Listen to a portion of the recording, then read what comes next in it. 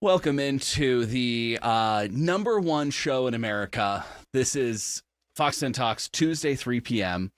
with Taylor Wirtz today. How you doing, Hi. Taylor? I'm good. How are you, Steve? I'm doing great, mostly because I just said that and you looked at me as if I was telling the truth. Like, just dead-eyed serious, like, this is the number one show in America, okay? I mean, why wouldn't it be? We beat Joe Rogan in the ratings. There's, Okay. I think right now, if you check the chat, there's about, is that 6 million in there right now, Dave? 60 million watching live right now. All right. Don't worry, I'm just joking. Don't get stressed yet. We like to pick a fight with the other Fox 10 Talks shows Okay. to say who's sort of dominant on the whole thing. My theory is that we don't, like, on TV, we know that the 5 p.m. newscast, that's the big chair. Mhm. John Hook's in the big chair, Yeah. right?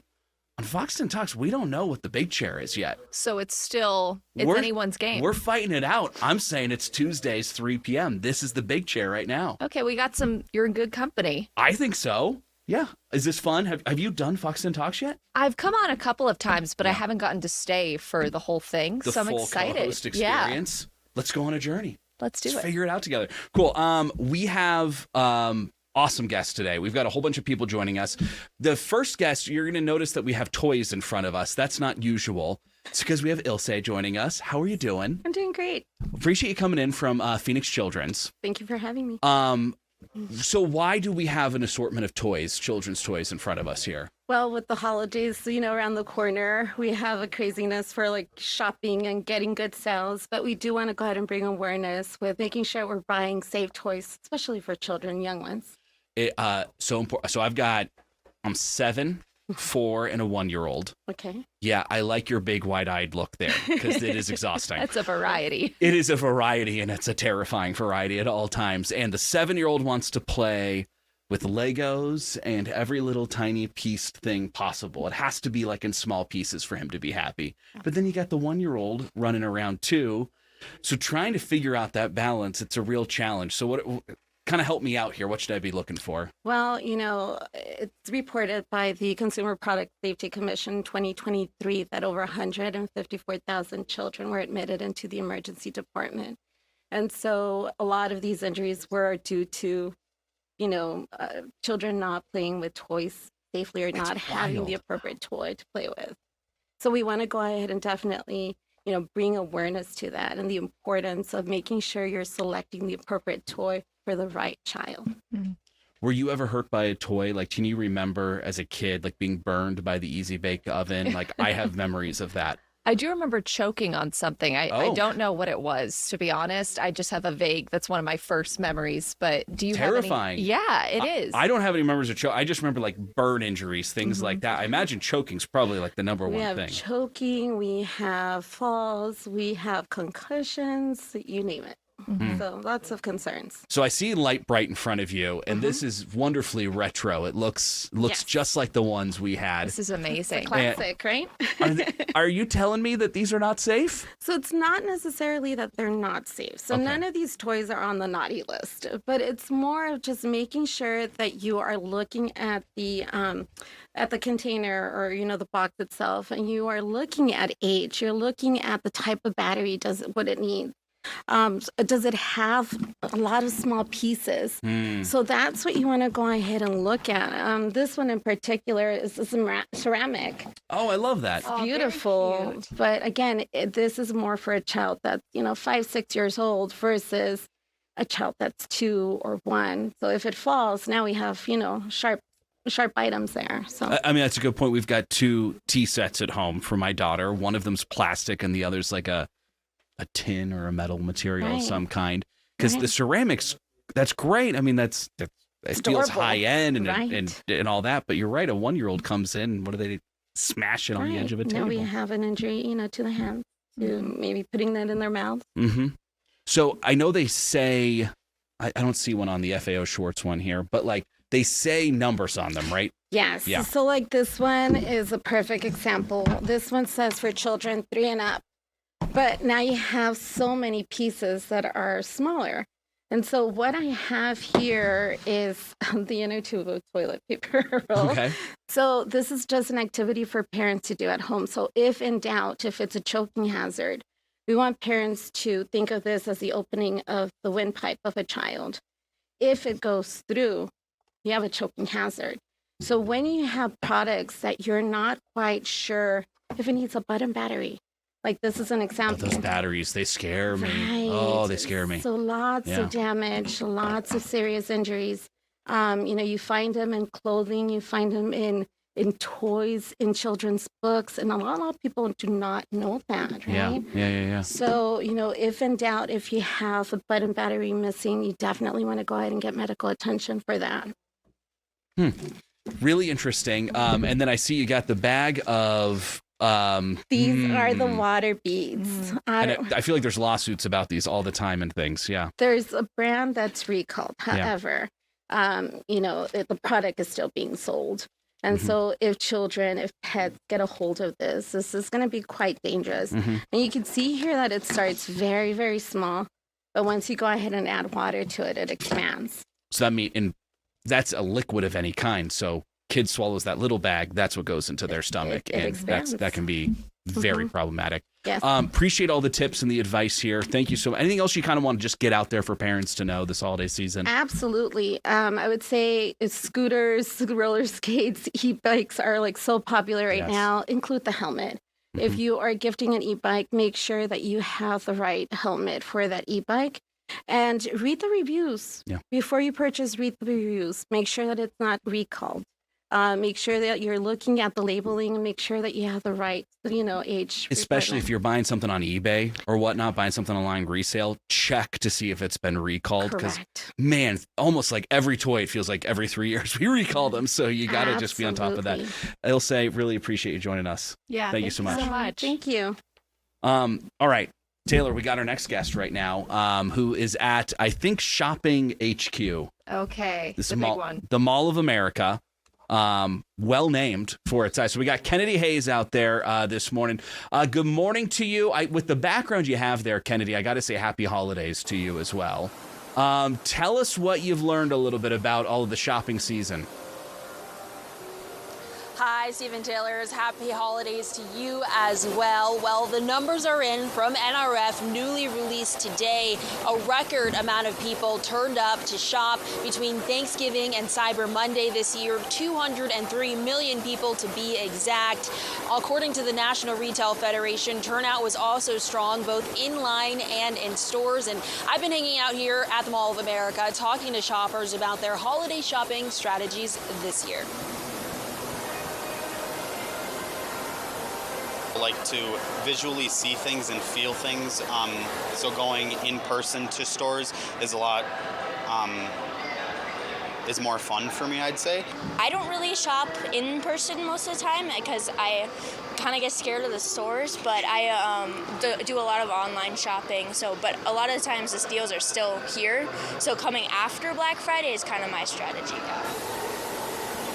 A growing number of shoppers chose to skip the crowds and shop online this year. The NRF reports shopping online jumped 9% compared to last year, while in-store sales climbed just 3% over the last 5 days. And Black Friday, once again, was the most popular day to shop. Online spending hit a record $11.8 billion on Black Friday, according to Adobe Analytics. Adobe says new AI tools like shopping assistants that help shoppers compare prices and find deals helped boost online sales. But even with so many shopping online, the nation's largest mall was still packed. The Mall of America says it had its busiest Black Friday in years, with more than 235,000 people walking through its doors, a more than 8% increase from last year. And mall officials say some shoppers even skipped their turkey dinners altogether, camping out for as long as 16 hours before the mall opened on Black Friday. Retailers offered flash Black Friday sales ranging from 30 to 60% off, and top gifts included clothing, toys, and electronics. Oh, and it's amazing that so many people, we think of Black Friday as kind of a thing of the past, Cyber Monday, but Kennedy, it sounds like people are still showing up to the stores. We're still seeing these crowds. Yeah, Stephen Taylor, that's right. And NRF survey also talked about how shoppers, many of them reported only being halfway done with getting all of their holiday gifts this year. So a lot of shopping is still left to be done. And for those maybe that didn't even get to start shopping yet, that's okay. Retailers will be offering deals throughout the month, many of them. And we also know that the next biggest shopping day is coming up this Saturday before Christmas. Well, I appreciate that last bit there, Kennedy. I haven't done any holiday shopping yet, so I am happy to hear I'm okay. I still got more time. My wife is, I think, completely done with everything she wanted to do, so I got my work cut out for me. Kennedy, I've made a deal with the bosses, and they promised to not listen to this next question and answer, but you are working at Mall of America right now. Have you done holiday shopping today? Got to be honest, I've been hanging out a little bit. I was here yesterday, I flew in yesterday, so I did pop into a few stores. Okay. Just a few. It would be wrong if you didn't. Exactly, yeah. You got to put that on like the Fox credit card or something like that when you're on the clock out there. I think it's an expense. I think so, yeah. Appreciate you, Kennedy. Thank you so much for joining us. Awesome to see Mall of America this morning, too, or this afternoon. Pretty busy out there right now. I mean, there's no better place. If you want to do your shopping, where better? Get on a plane and go to Mall of America. Have you been to Mall of America? I have not. Have you? No, gosh, no. No. Cold. It's cold up there. I know, but my boyfriend's from the Midwest, and he talks about it like it's Disney World. I think up there it is. So is it that part of the Midwest he's up there? He's from Wisconsin, so nearby. Oh, okay. Not too far. I love Wisconsin. Yeah, the nicest people. They are. I went to a wedding in Madison a couple of years ago. Okay. One of the best weekends of my life out there. It was fantastic. I had so much cheese curds.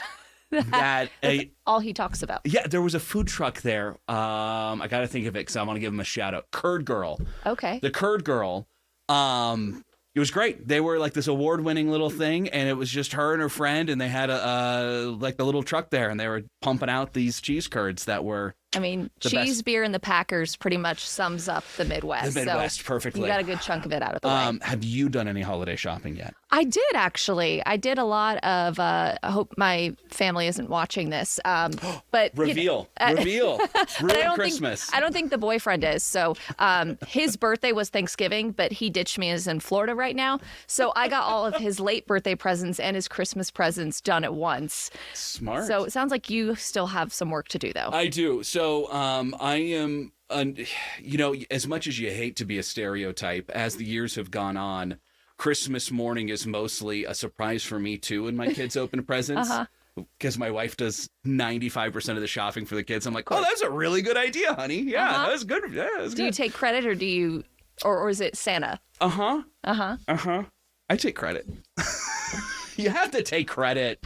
Kids are so sweet. You want the hug and the kiss. Of course. We'll be right back. We have an awesome guest from WalletHub joining.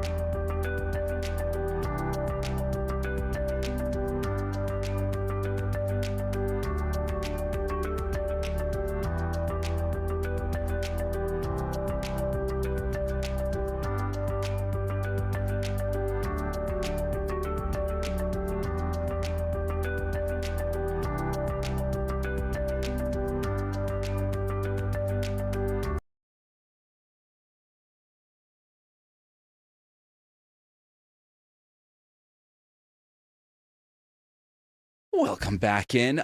Taylor, that was our first segment of the hit podcast, 3 p.m. Fox 10 Talks at 3 p.m. It's the one at 3 p.m. on Tuesdays. What'd you think? It was great. Does it make sense why this is the big show? Of course. Yes, the hard-hitting questions. We had great guests. The whole So thing. can you spread the word on this then, that this is the big show?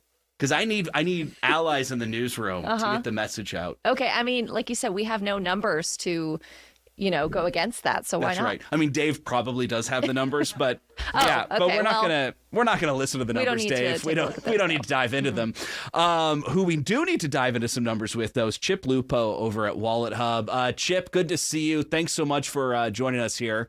We're talking about retiring in Scottsdale, pretty classic retirement zone. But you guys have put this out that this is one of the best places in the world to retire. Is that right? Apparently so. The numbers definitely bear that out. But before we get into that, I did want to just touch on your earlier conversation about Wisconsin. I was at a wedding about 2 years ago, little village between Milwaukee and Madison. Just like you said, the best time of my life. Weather was great. The beer was great. It was just overall.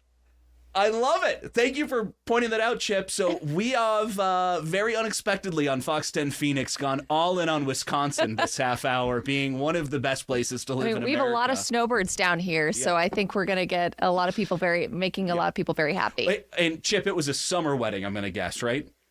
Yeah, middle of August. And perfect. Yeah. Best time.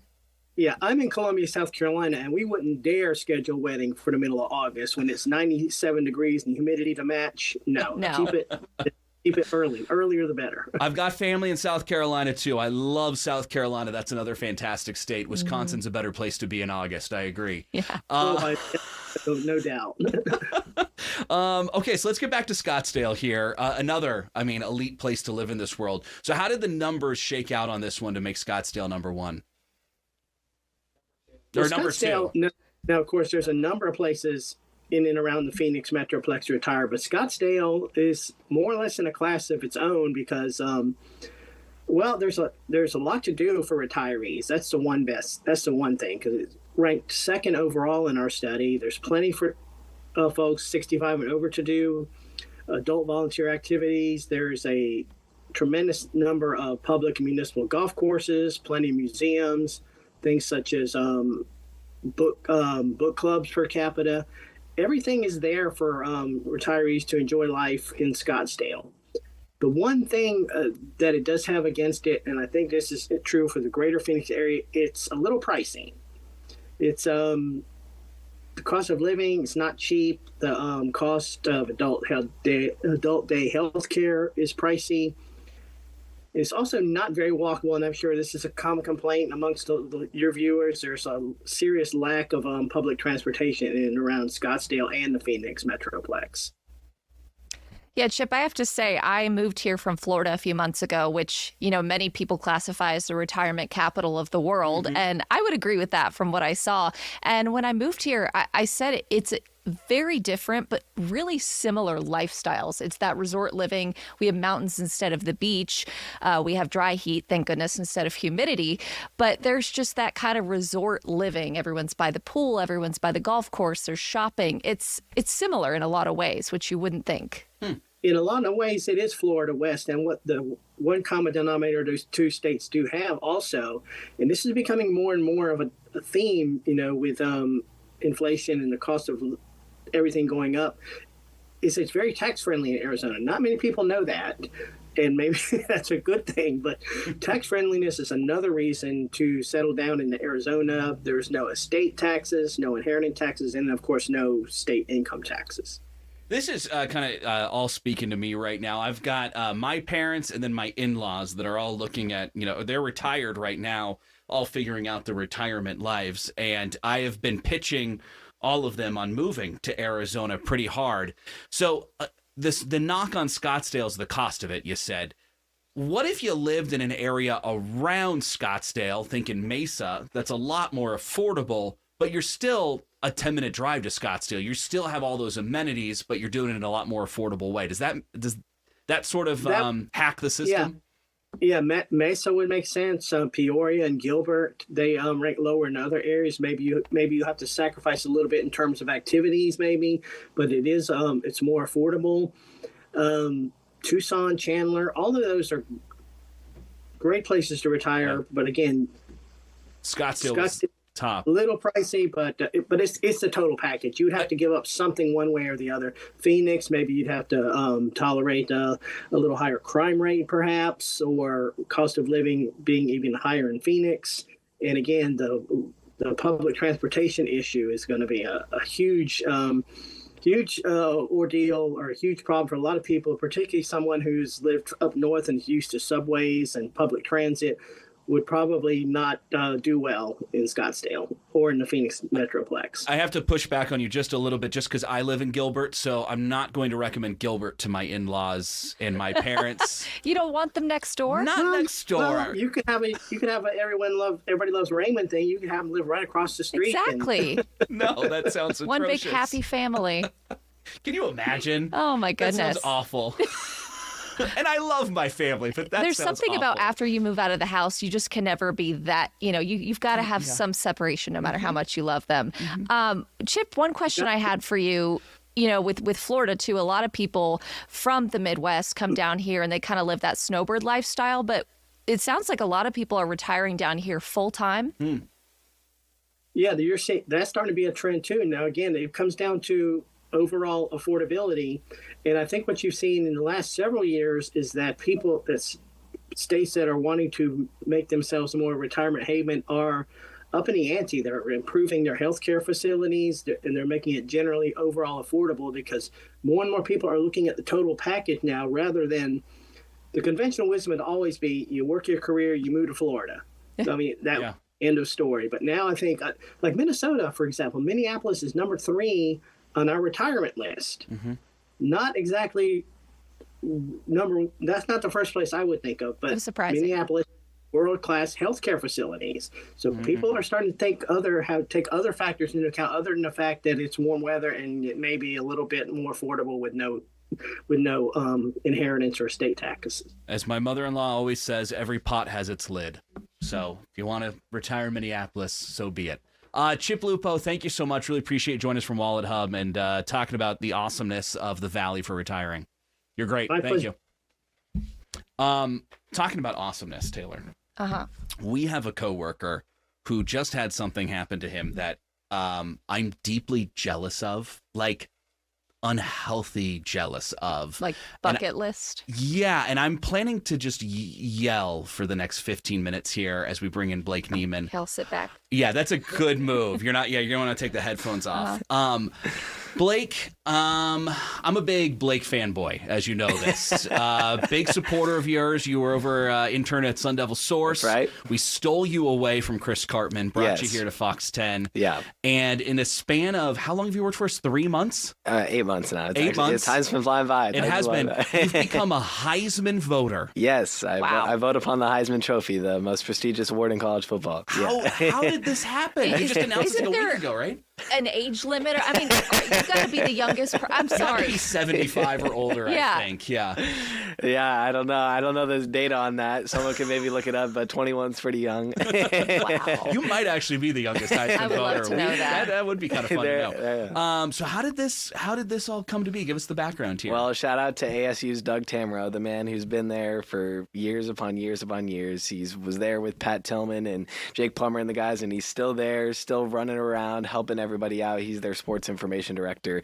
So he actually recommended me to be a part of the voting process to the head Heisman chair in the state of Arizona, who works down at the Arizona Star down in Tucson. And so then Doug recommended me. Chris Cartman, who's also a fellow Heisman voter, my former boss, put in a good word for me, and then they just selected me. So yeah, congratulations on that. That's so cool. And shout out to Doug Tamaro as well, because he's someone who nobody knows about what he does. If you're just an ASU fan, you don't know about Doug Tamaro, but he's the one who kind of makes he makes so much happen behind the scenes. Yeah. And you know it's a big deal? You got the athletic director, Graham Rossini, was tweeting out about you, about how amazing ASU is. And Graham's great too. Yeah, hey, Graham, Doug, the whole athletic department's really in an alignment right now. Not to make a metaphor of the Suns, but we'll get to them in a second. Well, when did you find out that you were going to be a Heisman voter? So I was notified that they were interested in selecting me a couple of months ago, but it became official like a week ago. So have you been watching these games differently?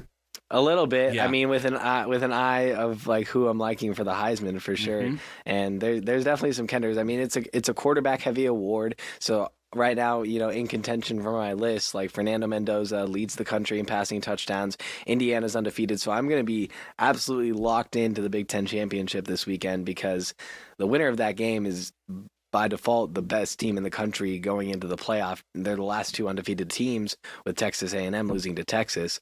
And then I like Ty Simpson from Alabama. He's put up a really strong season, so I'm also going to be dialed into the SEC championship, see how he plays. Like, this is going to be his first championship stage. Like, no one really knew about him until he broke out this year. But I also like some Big 12 love in Texas Tech's Jacob Rodriguez. He's been, like, people remember when Notre Dame's Manti Te'o, the guy who got catfished, that whole thing. If you haven't seen the documentary, it's a great one on Netflix. It certainly is. But he has had more tackles than Manti Te'o, and when he got a Heisman finalist, they're putting him at quarterback because it's like a quarterback award. He scored 2 touchdowns there. He's a former quarterback. So those are kind of the guys that are in my mix right now. I'm not sure you talk about how great those quarterbacks, I'm not sure any one of them is like that guy this year where you're like super clear front runner. Yeah. So it could be a year where a defensive player could pull it out. So I love that idea that you're being creative with that. To know your bias level, if you were able to vote last year, would you have voted Cam Scatterbo? I think you should have. Like, I think most people should have. I would have. Taking notes right now. I mean, look at it. The stats spoke for themselves. He was like just behind Ashton Genty in very much every statistical category. The fact that he didn't get an invite, and like, I think it's like, this is why before I vote, I'm going to watch the conference championships, because I feel like a lot of people didn't do that. And I don't know that for a fact. He would have been in New York if they did. Because if people would have watched the Big 12 championship and what he did there, like, he went off 3 touchdowns, was making these insane runs after runs. But I think people had already cast in their ballot. And they put him in at quarterback too. He threw a touchdown pass. Exactly. Like, it's unbelievable. Like, so yeah. I was going to ask, is there a sense of, some Heisman winners go on to have incredible careers and some kind of vanish once they get to the NFL? Are you trying to look at who is hot right now, or are you trying to kind of predict that longevity of a career? I'm trying to stick within the definition of the award, and that's the best college football player in the year 2025. And so I'm trying to stick as close as I can into that definition. And that's why I think the last year it was kind of...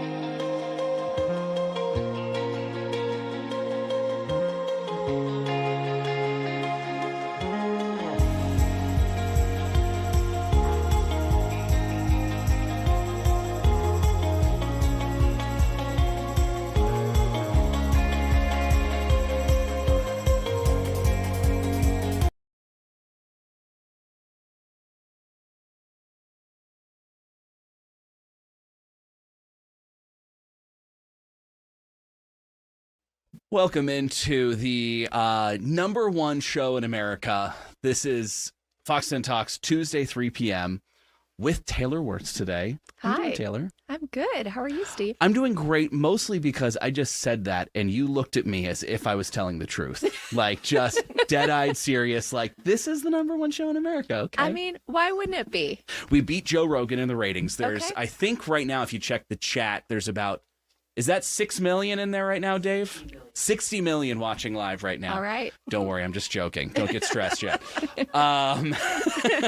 We like to pick a fight with the other Fox 10 Talks shows. Okay. To say who's sort of dominant on the whole thing. My theory is that we don't like on TV. We know that the 5 p.m. newscast, that's the big chair. Mhm. John Hook's in the big chair, Yeah. right? On Fox 10 Talks, we don't know what the big chair is yet.